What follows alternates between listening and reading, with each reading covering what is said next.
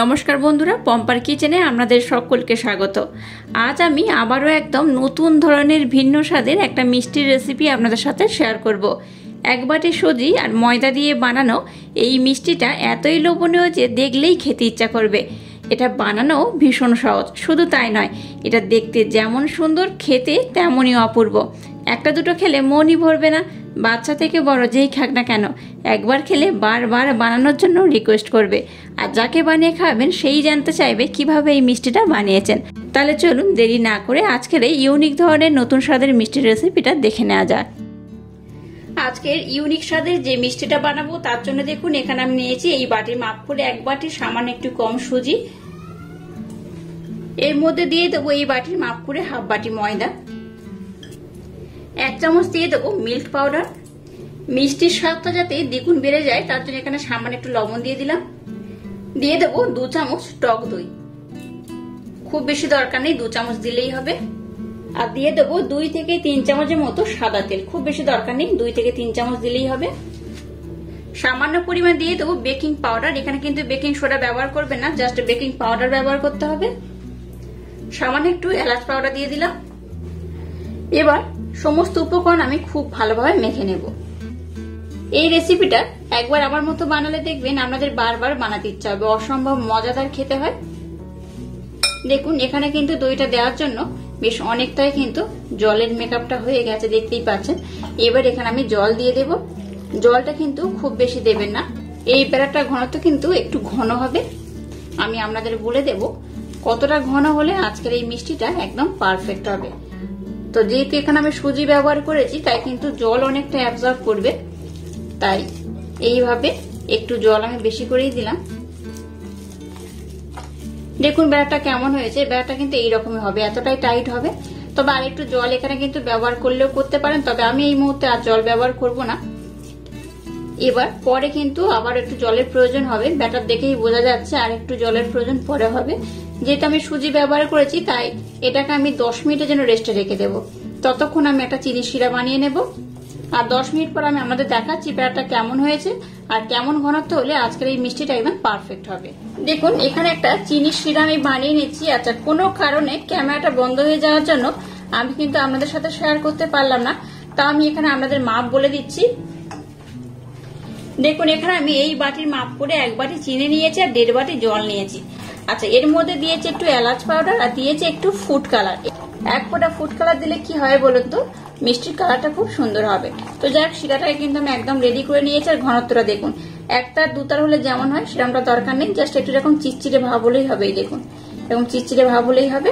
আচ্ছা, শিরাটা যখন বানাবেন এরকম কোনো উঁচু পাত্রের মধ্যে বানাবেন, খুব মুখ খোলা পাত্রের মধ্যে বানাবেন না, তাহলে কিন্তু মিষ্টিটা এই শিরার মধ্যে ডিপ করাতে একটু অসুবিধা হবে।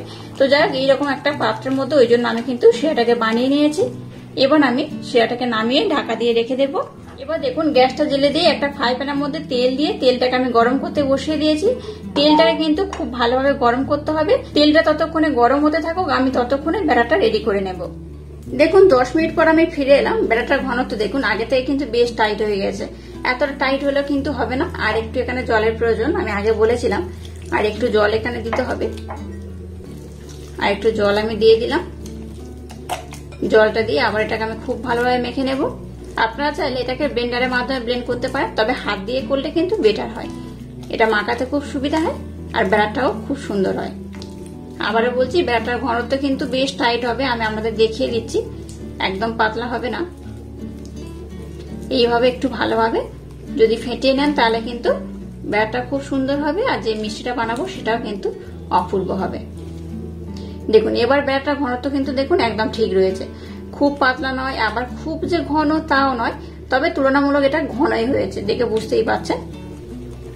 এইভাবে খুব ভালোভাবে 5 থেকে 7 মিনিট সময় ধরে এটাকে আমি এইভাবে ফেটিয়ে নিয়েছি আর ঘনত্বটা কিন্তু এইরকমই হয়েছে। এবার দেখুন একটা আমি গ্লাস নিয়ে নিলাম।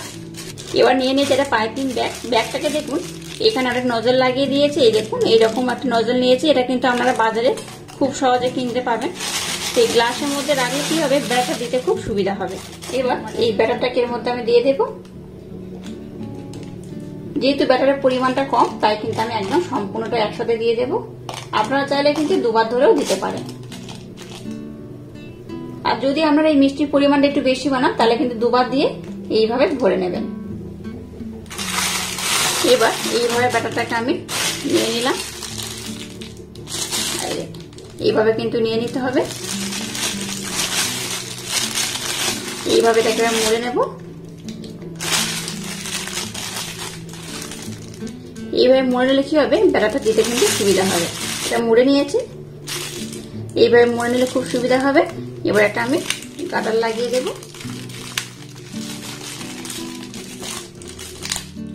দেখুন এটা একদম রেডি হয়ে গেছে। এদিকে দেখুন তেলটাকে আমি কিন্তু বেশ মোটামুটি ভালোভাবে গরম করে নিয়েছি। এবার এইটা আমি নিয়ে নিলাম, এইভাবে তেলের মধ্যে দিয়ে দেব, একটু প্রেসার দিয়ে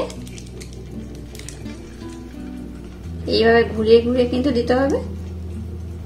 খুব বড় আমি করব না, একটু ছোট ছোট করে বানাবো। করে এইভাবে একটু উপরে দিয়ে দেবেন, এইভাবে একটু কেটে নেবেন, দিয়ে ফেলে দেবেন। এইভাবে একটা কড়াতে যতগুলো ধরবে আমি কিন্তু ততগুলো দিয়ে খুব সুন্দর করে ভেজে নেব। এইভাবে কিন্তু একটু কেটে নেবেন।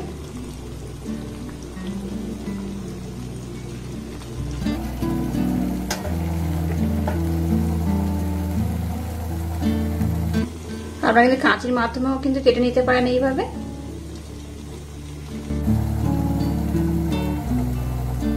এইভাবে যে কটা হবে আমি কিন্তু সবগুলোকে খুব সুন্দর করে বানিয়ে নেব। গ্যাসের ফ্লেমটাকে একদম লো টু মিডিয়াম রেখে এবার এগুলোকে আমি ভেজে নেব। আর একসাথে কিন্তু আমি সব দিলাম না, আপনারা চাইলে কিন্তু কম বেশি করে দিতে পারেন।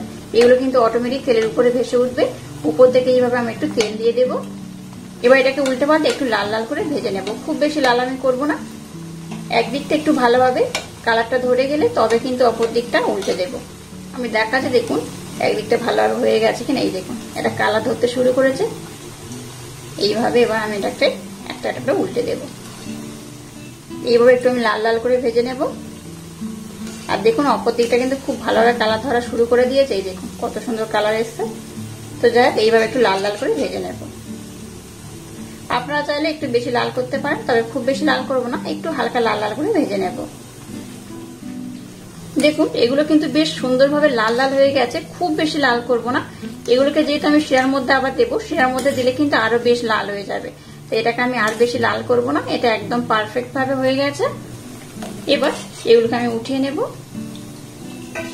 এইভাবে তেলটাকে খুব ভালোভাবে ঝরিয়ে নেব।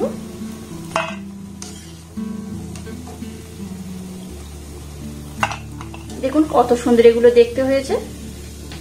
এবার দেখুন এখানে আমি শিরাটা ঢাকা দিয়ে রেখে দিয়েছিলাম। শিরাটা কিন্তু বেশ গরম রয়েছে। আর এই গরম গরম মিষ্টিগুলোকে আমি এই শিরার মধ্যে দিয়ে দেব। শিরার মধ্যে দিয়ে বেশিক্ষণ কিন্তু ডুবিয়ে রাখা যাবে না। খুব বেশিক্ষণ ডুবিয়ে রাখলে এটা কিন্তু মুচমুচে হবে না, একদম নরম হয়ে যাবে। আর শিরাটাতে অ্যাবজর্ব করবে কিন্তু খুব মুচমুচে হবে না। তো যাই হোক মুচমুচে না হলেও কিন্তু খেতে দারুণ লাগে। তাও যদি একটু মুচমুচে খেতে চান তাহলে কিন্তু শিরার মধ্যে বেশিক্ষণ রাখবেন না। 2 থেকে 3 মিনিট রাখার পর এটাকে কিন্তু উঠিয়ে নিতে হবে। আবারও একইভাবে আমি ভেজে নেব। এইভাবে দিয়ে দেব।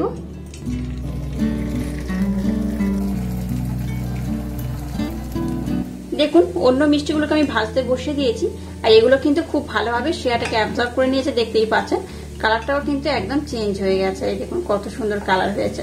এবার এগুলোকে আমি শিরা থেকে কিন্তু ছেঁকে উঠিয়ে নেব।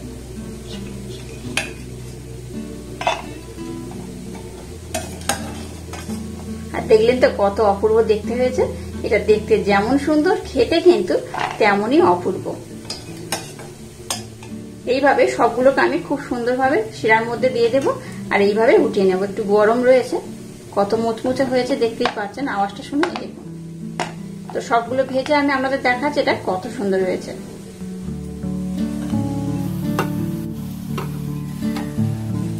দেখুন সবগুলোকে চিনি শিরার মধ্যে থেকে উঠিয়ে নিয়ে এইভাবে আমি সাজিয়ে নিয়েছি। আর নিয়েছি কিছু পেস্তা। পেস্তাগুলোকে এইভাবে টুকরো টুকরো করে কেটে নিয়েছি, একটু উপর থেকে দিয়ে দেব। এইভাবে উপর থেকে দিলে কি হবে, এটা দেখতে কিন্তু খুব সুন্দর লাগবে। জাস্ট এটা ডেকোরেশনের জন্য দিলাম। দেখতেও সুন্দর লাগে, খেতেও কিন্তু দারুণ লাগে। এইবার একটু উপর থেকে আমি দিয়ে দেব।